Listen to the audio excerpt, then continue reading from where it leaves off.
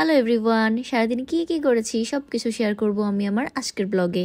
So welcome to my blog and welcome to my happy life.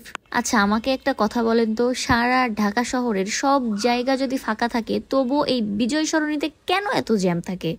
প্রত্যেকটা দিন অফিসে যাওয়ার সময় আমার জাস্ট কান্না পেয়ে যায় এখানে দাঁড়ায় থাকতে থাকতে। অন্যান্য সব রাস্তা ফাঁকা, শুধুমাত্র এইখানেই পুরা জ্যাম লেগে থাকে।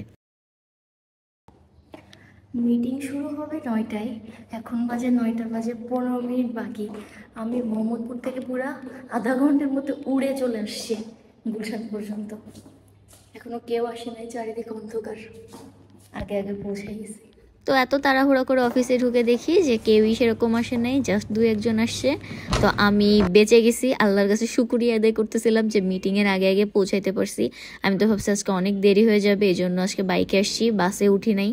যাই হোক, মিটিং টিটিং শেষ করে কিছু হাতের কাজ ছিল সেগুলোই করছিলাম।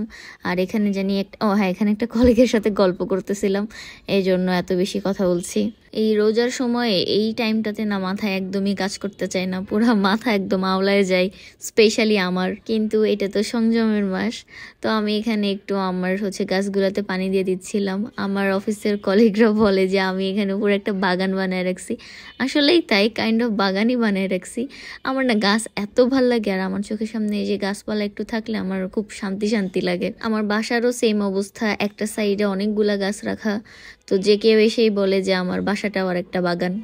এই যে দেখেন কি সুন্দর লাগতেছে না, মনটাই ভালো হয়ে যায়। শুধু এই পাশে না, এই সাইডেও আবার আরেকটা রাখছি, এত পেন্টেনের মধ্যেও একটা গাছ ঢুকায় রাখছি। আর এই দিকটাতে কোনো কাগজপত্র কিচ্ছু থাকে না, শুধুমাত্র এরাই থাকে।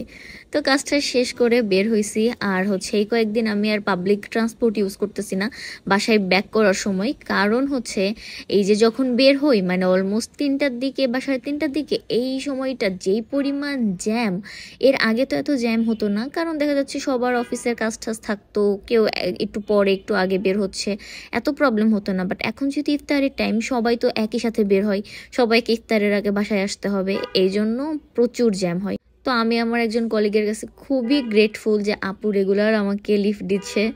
আপুর বাসাও আমার বাসার এদিকে।